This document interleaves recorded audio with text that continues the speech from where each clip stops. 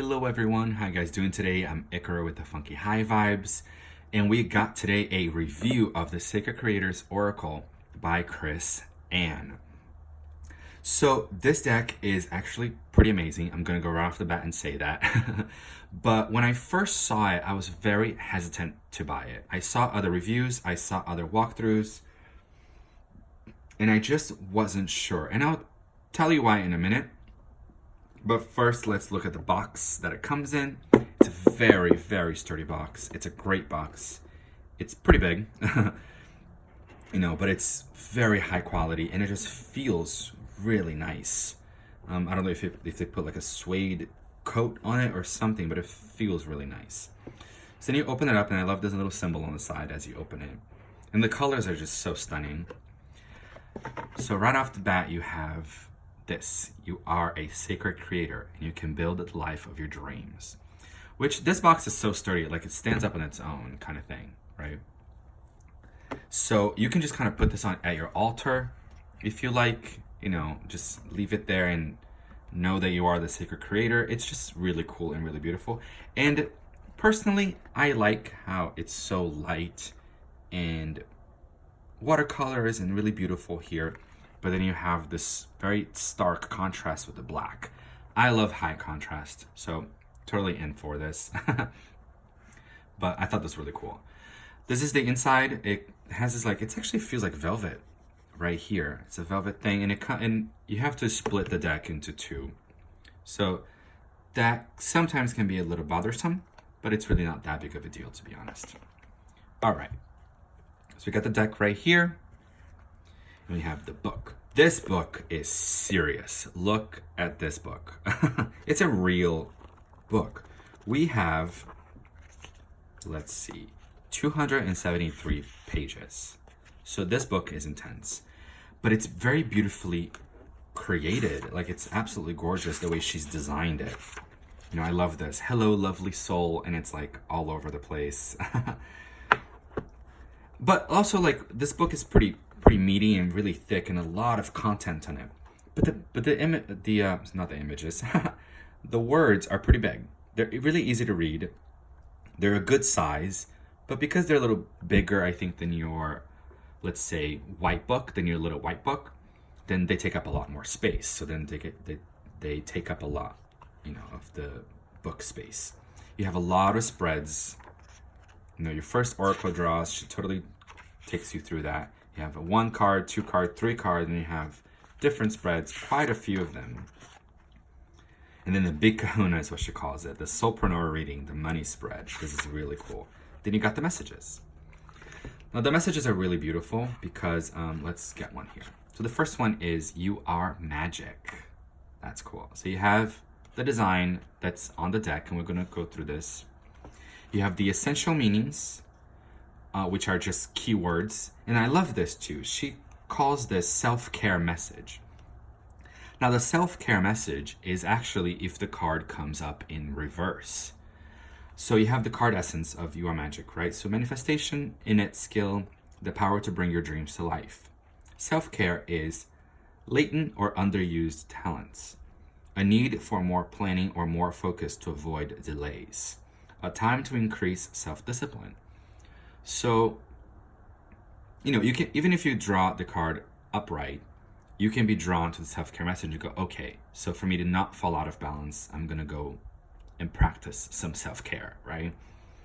And I love how she understands here what self-care is. Self-care isn't okay, so I need more time to plan, right? So I'm going to go take a bubble bath and just eat whatever I want and watch Netflix for 5 hours. No. Self-care is really self-development and the betterment of ourselves. So it's taking time to sit down and plan and really do the work, right? That's self-care. So I love that she calls it that. And then you have the creator message, she takes you through. Then your thoughts and emotions are the catalyst for your future. She kind of keeps talking about that.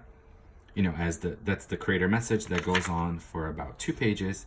And then this is really cool too. You have your dive in plus journal prompts. Tarot correspondence for the You Are Magic is the Magician. They don't always have the tarot correspondence, do they?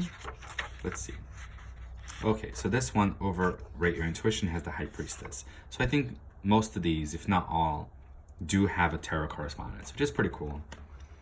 You know, if you're a tarot reader like me. So you have your journal prompts, which are awesome because that's where she asks you questions and you ask yourself questions. You know, are you calling on all of your talents? What talents are you hiding under the surface? And why are they being underutilized? So then you go to your journal and you write all this down, and that's when you manifest. This is cool because you have a visualization, and then whenever you see this symbol, this like seed of life symbol, is where you can go online, and she has more stuff for you online. Your sigil, magic, and ritual. And then you have like, see right down here it says sacredcreators.com/magic. So you go there to this URL address, and you can find a lot more online. So they're all like that. You know, they all give you the card essence and the self-care message, a creator message, and then you have your journal prompt and actually homework to do. So you are the sacred creator. This deck is actually really empowering. And I'm talking really positively about it now because I taken the plunge and I bought it because I kept thinking about it. I kept being drawn to it. So I was like, you know what? Maybe even though I'm not really feeling it, I'm gonna go for it.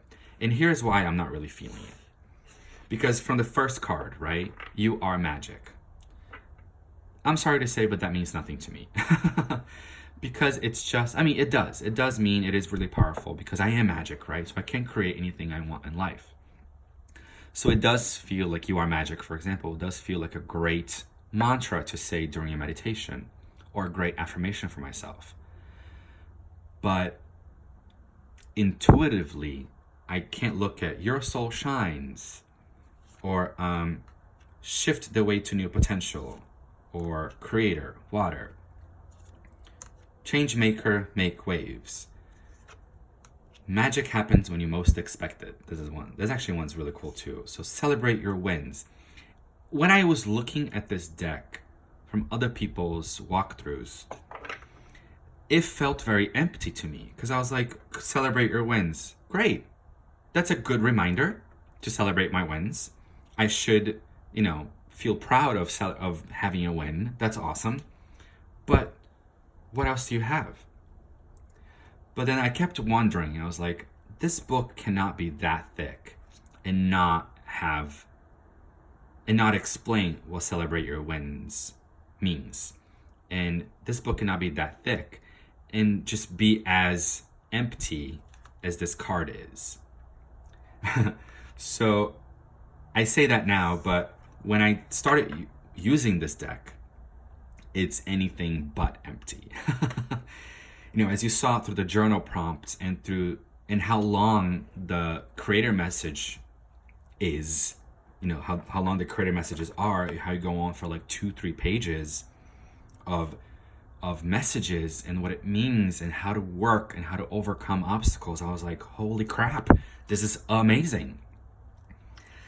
So I'm not sure. And also I love the colors too, because the colors to me, they're not just pretty colors. They associate with chakras and they associate with color theory and color energy, how color is a very healing property. So you got pink here. It could be celebrating your wins. It could be totally linked to the heart, but also because of your wins, it could be also seen a pink as like a light red. So that associates with your root and your sacral chakra. So that's awesome, right? Limitations inspire innovations. With the green, you have your heart chakra, right? But then you have the Merkaba here, which totally links to Archangel Metatron. And then you have the affirmation, which is limitations inspire innovations. You may be, which I was in the beginning, to be very honest with you, I was stumped as to what this means. But then when you read the book and you get into it, you go, oh, so limitations mean when I have nowhere else to go, right? When I feel lost and I'm like, crap, what do I do now? But it inspires innovations. So whenever you feel lost and you're not sure what to do, you're not sure where to go next, your limitations, that closed door, that blockage, will inspire innovation in you, and it will give you this new idea, because you're being forced to be creative to get yourself out of this block, right, of this obstacle. So it inspires innovations and new ideas. So now that's when I started to see how deep this deck can go. Plus, again, like, the backs are absolutely stunning and beautiful.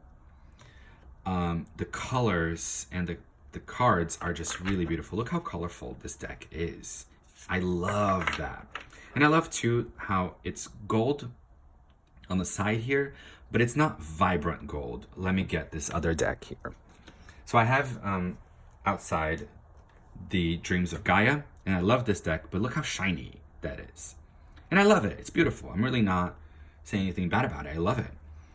But I've never seen this like muted gold, and I'm really drawn to it. I love it. So then you have the Now, which again, intuitively, I'm not picking up anything. But it's when I get to the book and I do the work, that's when I see creation happen. So fill your cup with sacred giggles. This is cute. Soul on Fire. We're gonna go through the deck kind of quickly. I'm not really gonna, but Rise. Like, okay, great. Like Soul on Fire and Rise. Like, what does that mean? You know, when I was looking at other people's, I was wondering, I was like, ugh, okay, whatever. That's cute. But I'm really glad I got this deck at the end of the day, to be very honest. Choose who you are becoming.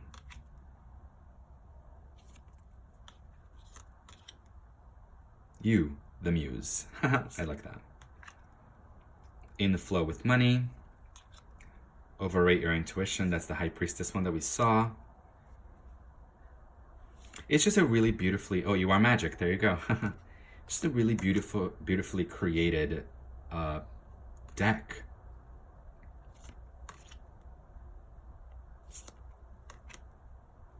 It just flows really well, and it forces you to work. You know, I feel like, you know, I mean, I'm a tarot reader, so I love tarot, and I'm never going to put it down. But it is easy for me to, or for a lot of us, I think, to do a tarot reading and go, oh, okay, I got the message. And then you walk away and don't do anything about it. You know, especially if you're pressed on time. But this deck, you have to have time. You have to have a little bit of time. You can't just pull a card and go, changes, great. And then you go about your day. It's like, no. Look at the book. You have to look at the book, and then you have to do your journal prompt to really get the message, to really get what this deck is all about. So this deck is not really a deck that I would recommend to do a quick reading with. It's really more if you have time and you want to work on yourself and you want to work on co-creating with the universe, and you really have a goal that you're trying to achieve, then I definitely recommend this deck.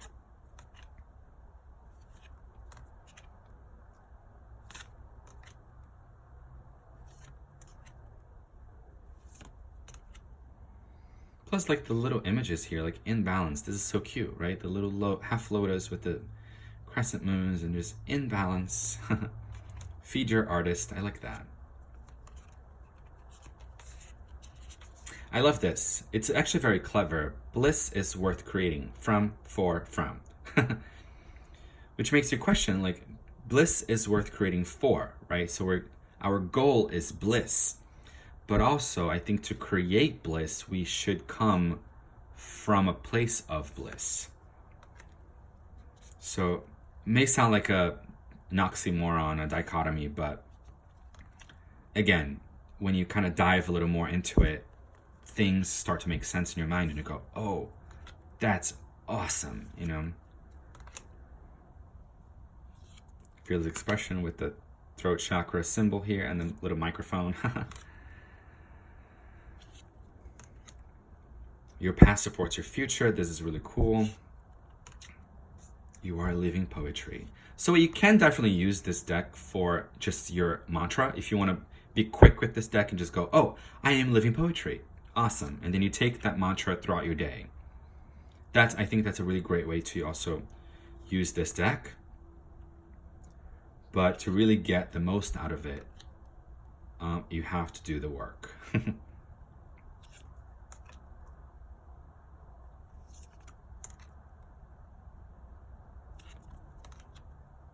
Creator genes. Bravely market your magic. Put yourself out there. These are also for what she calls soulpreneurs, right? Entrepreneurs of light work. This deck is definitely for that person. If you're trying to build your business, it could be really for any business, but if you're trying to build your business from a place of integrity, a place of magic, a place of light and love, definitely recommend this deck for sure. Cut the cords of doubt. And then the final one is manifesting and doing.